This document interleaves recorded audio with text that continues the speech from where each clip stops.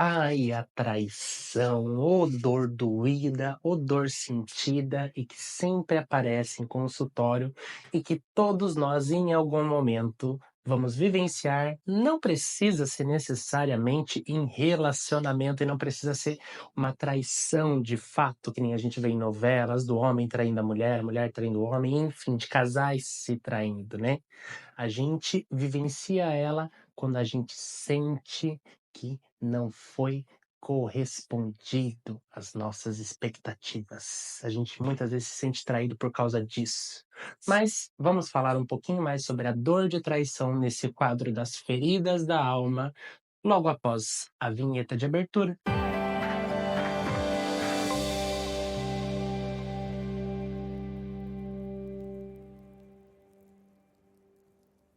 Para você que está chegando agora, seja muito bem-vinda, muito bem-vindo aqui no meu canal. Meu nome é Matheus Pessoa, sou terapeuta holístico e vibracional, e nesse canal busco trazer vários temas sobre espiritualidade, consciência, e estou fazendo esse quadro aqui para falar das feridas emocionais, numa base que parte sim dos princípios do livro, As Cinco Feridas Emocionais, mas que não é um ipsis literi. Eu não estou falando diretamente do livro, eu estou pegando aquele contexto que eu apliquei e aplico na minha realidade, que eu utilizo como uma forma de ler as questões das pessoas, mas a partir também do que eu vivencio, tanto comigo mesmo, né, da minha experiência, olhando para essas dores dentro de mim, e também das pessoas que eu atendo, né. Então é um conhecimento já digerido a partir da perspectiva Matheus Pessoa, tá. Então aqui talvez você já leu o livro, conheça bastante da base dela e talvez não concorde com algumas coisas, com algumas mudanças aqui que eu vou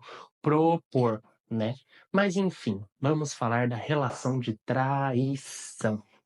Traição está diretamente ligada a relações de quebra de confiança. A gente está falando de vínculos que foram criados, muitas vezes mentalmente, e que você sente que foram rompidos. Ou seja, aquilo que você acreditava que era algo assim assado, a pessoa não corresponde. Isso gera o quê? Essa dor da traição, né? Essa dor que muitas vezes é indigesta. A traição eu vejo muito, se fosse um gosto, seria um gosto amargo. Mas qual que é a grande questão, né? E isso parte do princípio aqui sim, esse princípio eu concordo muito com o que a autora do livro traz, que é de que essas feridas que a gente está trabalhando aqui, a gente já carrega elas de outras vidas, então elas já estão abertas no nosso espírito. Cada encarnação é uma oportunidade dela cicatrizar um pouco mais. E para ela cicatrizar um pouco mais, ela precisa ser olhada, precisa gerar uma atenção sobre ela. Então, a vida te propõe situações para você olhar para isso, né? E você, que provavelmente, se não faz terapia, deveria estar fazendo, quando você assume seu lugar de protagonismo na vida e começa a buscar se conhecer, você começa a lidar com essas feridas de uma forma muito mais leve. Não que você vá curar elas aqui. Essas feridas, se você já vem há tanto tempo trabalhando elas, não é numa encarnação de 60 anos que você vai conseguir. Mas você tem como olhar para elas, entender o que que elas trouxeram para você e o que que elas não precisam mais, o que você não precisa mais carregar delas, né, nessa encarnação que você pode transmutar. Então, quebra de confiança, algo que muitas vezes a gente vai enfrentar nessa vida. E o que que ela gera, né? Toda ferida, dentro dessa perspectiva, ela gera uma forma de comportamento ou que a gente pode chamar de máscara, certo? Aqui a gente tem sim a máscara do controle. Por quê? Imagine que você começa a estabelecer uma relação com alguém e você já tem aquela decepção da traição, né? Você vivenciou aquilo. Instintivamente, a sua tendência é criar uma forma de se comportar que vá impedir que a pessoa tome decisões, né, atitudes, ou que se ela tomar alguma atitude que vai tocar na sua ferida, você já vai estar preparado na defensiva, mas a ideia é impedir, controlar o que o outro pode estar pensando, pode estar sentindo. Porque se eu controlo, eu não abro, eu não tenho abertura para me decepcionar. eu não tenho abertura para ser traído. E, na verdade, isso se torna uma ilusão. Isso já é por si só uma ilusão. Porque eu não tenho controle nenhum do que você pensa quando me assiste. Eu não tenho controle nenhum do que você vai levar daqui desse vídeo. Isso não é possível, isso não é mensurável. Então, esse controle é uma falsa sensação de segurança. A ferida, a dor da traição, ela faz com que a pessoa tenha medo dessa insegurança, ela precisa dessa segurança, né. E lembrando, todos nós aqui temos em mais ou menor medida essas feridas, né. Então não se sinta só representado por ela. Algumas delas são mais presentes na gente do que outras, né, mas todas elas estamos passíveis e somos sujeitos dela, né.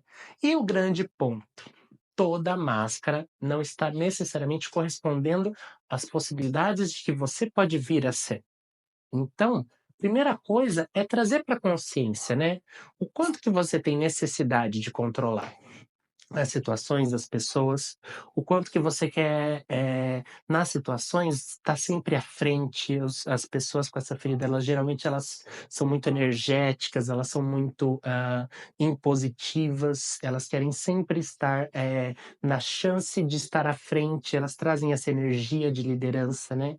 Então aqui a gente começa a ver que nem toda ferida é só tudo ruim, porque ela também demonstra potencialidade sua, né. Eu falei no vídeo anterior do rígido, o rígido ele desenvolve uma capacidade de raciocínio, né, porque ele está sempre procurando não ser injusto com ele mesmo, apesar dele ser bastante punitivo, ele sempre está ele desenvolve uma capacidade de discernimento, de ponderação muito grande.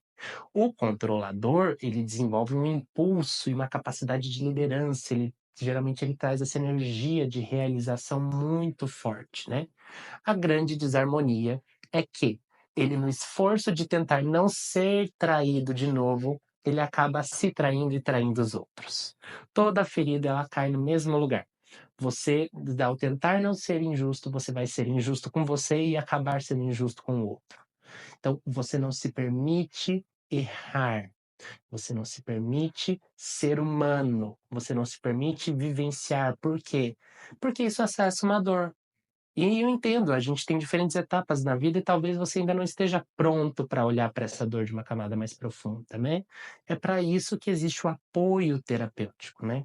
Mais do que gerar, mudanças, apontamentos, um terapeuta, a gente busca principalmente te dar sustentação, né, para que essa caminhada não seja tão pesada, sozinho, você por conta é realmente muito difícil, não que é impossível, mas é muito difícil caminhar com essas dores sozinhos, né.